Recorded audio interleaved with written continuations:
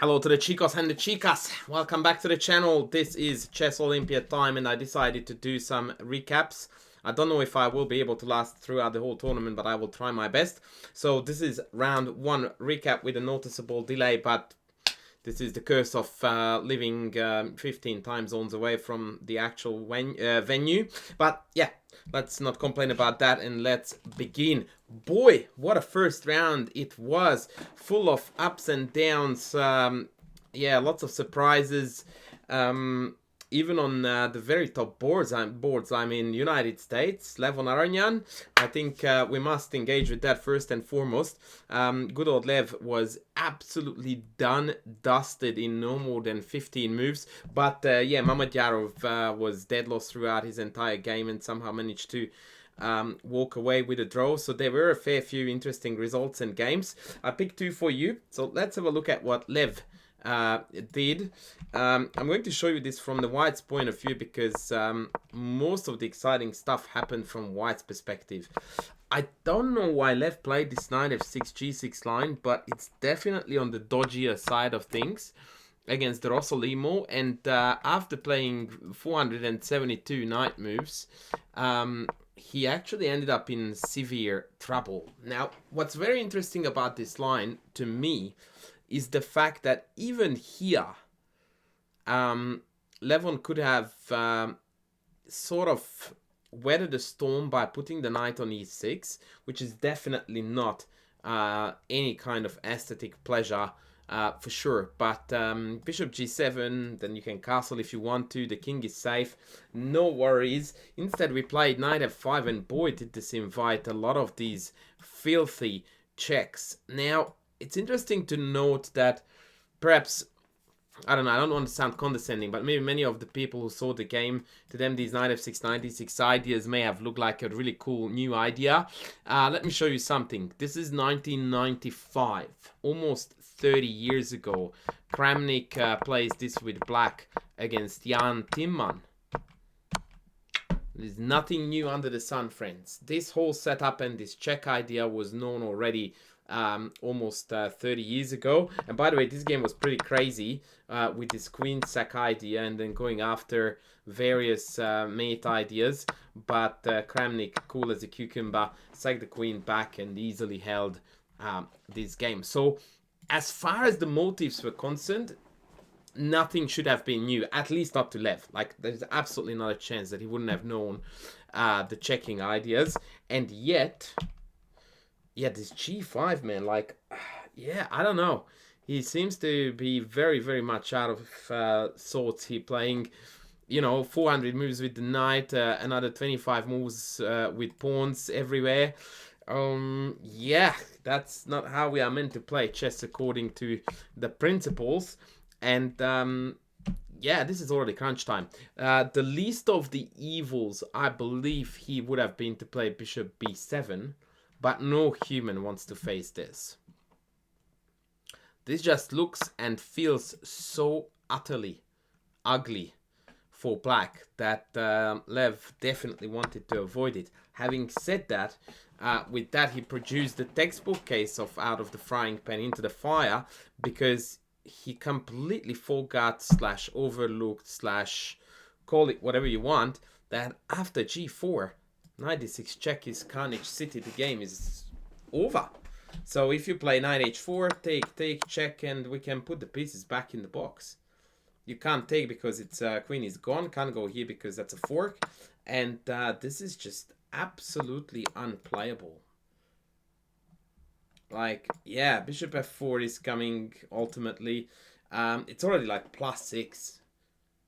And carnage city. So after g4, to everyone's dismay, in particular his teammates' dismay, Lev had to hang the knight and just play queen b7 and take and go like, yeah, no worries, ladies, it's all G. We are going to wing it with one piece fewer from here on out. Let's see what that 600 rating points gap is good for. And yeah, he's just absolutely dead lost here.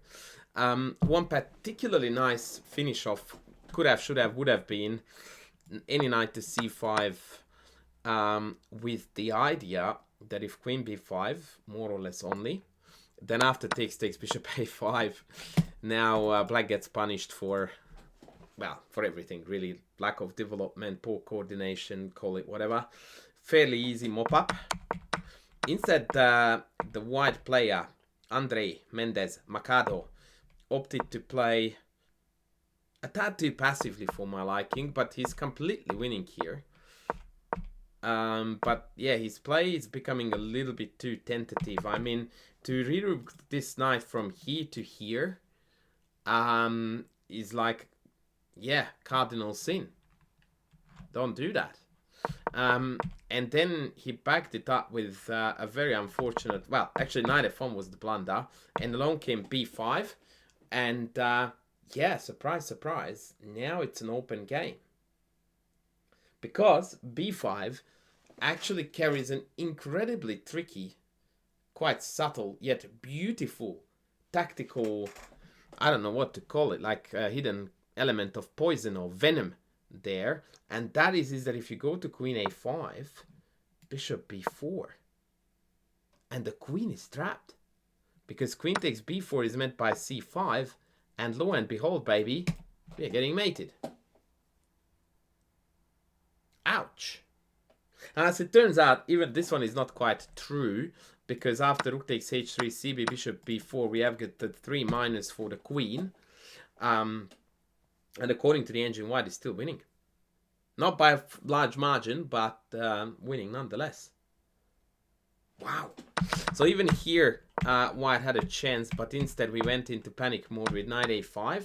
Had to give the piece back. And even here, Lev was very lucky that he could sneak in this intermezzo move and the knight has nowhere good to go. And after trade, now we are in an endgame with level material. Now, white should absolutely not lose this. Not a chance. However, that is only if we talk about pieces on the board and what they can accomplish. But here we are dealing with psychology.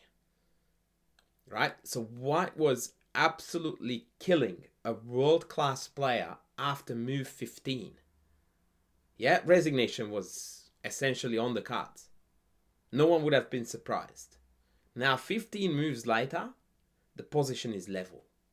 That is such a crude shock. Your hopes are shattered, and you just hate yourself for missing the opportunity of a lifetime. Your psyche is in such distress, whether you are willing to admit it or not. It's almost impossible for, players of this level to recover from that, both psychologically and chess-wise, but in particular psychologically, and put up a fight for a draw. That is almost impossible. And indeed, he loses a slightly better endgame without too much fight. And actually pretty nicely too. Basically, yeah, by now this is very problematic, and rook f2 is a blunder because of h4. That's it. It's a very cruel twist of fate. King g2, rook away, and now Lev went after that king incredibly, beautifully. Rook check, g3, and it's time to call it a day, because basically rook back followed by mate is unstoppable.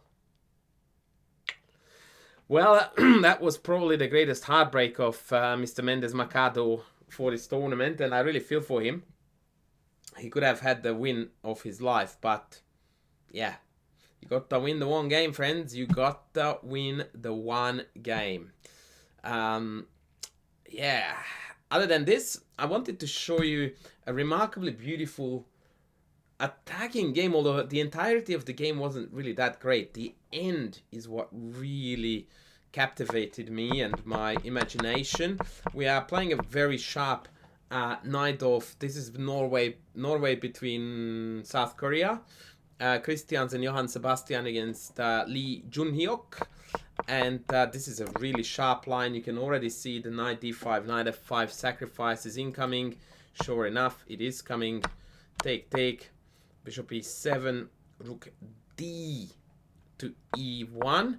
The reason why it's this rook, if I'm not mistaken, I don't know, I haven't checked, but I'm trying to use common sense here, is because in some variations when you do this and then you play f4, then bishop g4 is a very awkward or potentially awkward skewer, which we can sidestep if we go with the other rook. I can't really think of any other reason, so it had to be that. Castles, a terrible move here. Black should have played 95 and after take f4, knight g6. The engine goes, not enough, buddy. You don't have enough for the piece. Now, this is a stock standard piece sacrifice in the Sicilian. I'm sure that Christiansen would have been happy to play it. I would be. Lots of initiative, lots of counterplay, unpleasant defense for black. But don't do this against the machine. So yeah, castles was weird. And then the piece got regained and essentially it's over. But then we get into this fascinating scenario of a queen sack. Now, the reason why I'm not super excited about this is because it's a very obviously carnage city. Having said that, white he played rook e1. Nothing wrong with it. But knight e6 was already on the cards. And that is the motive that makes this game so beautiful. Takes, takes. And now e7 is essentially unholdable. Like you can, nothing you can do. Absolutely nothing. And bishop e6 loses bishop and rook. So check here and takes. So actually, I wonder why he didn't do it. Maybe bishop takes? Yeah, and then even here I have takes, by the way. Rook takes and then check. And then we're going to end up white being a pawn up in this endgame, completely winning. Anyway, rook e1 played. Bishop e7, take. And sure enough, knight e6 did come. And it's beautiful, right? No worries.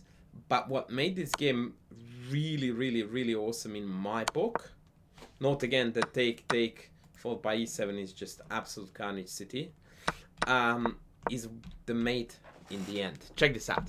Queen b7, rook f8, king h7, bishop c4. Not bad. Not bad at all. If I take, check, g6, bishop f6, and Matutski. Can only be stopped by giving up the queen. Okay.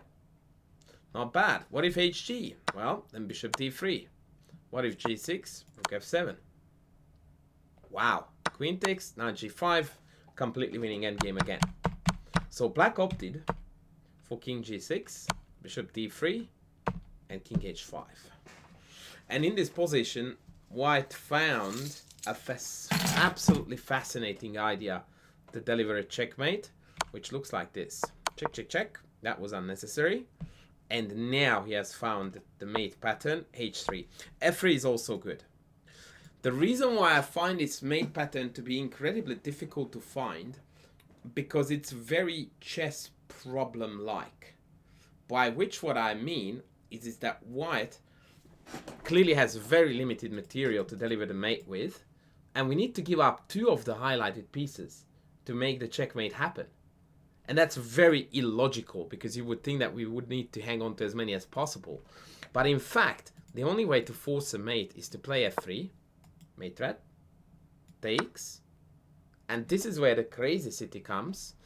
g4, king g5, and black wins. The mate is h4.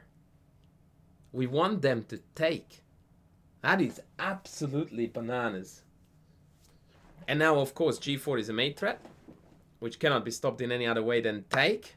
And now that black has eliminated both of these, we have got mate here. Wow. Just wow. That was a sensational finish by the Norwegian GM. And that's going to be it, folks. That was my round 1 recap.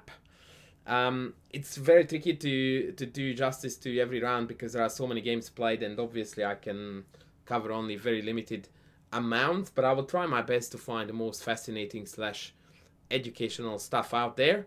And yeah, stay with me for the journey, and hopefully we are going to enjoy 2 weeks of awesome chess. Thanks for watching. Catch you later. Please don't forget to sub, to like, to thank me or super thank me if you can. We'll see you in the next video. Bye.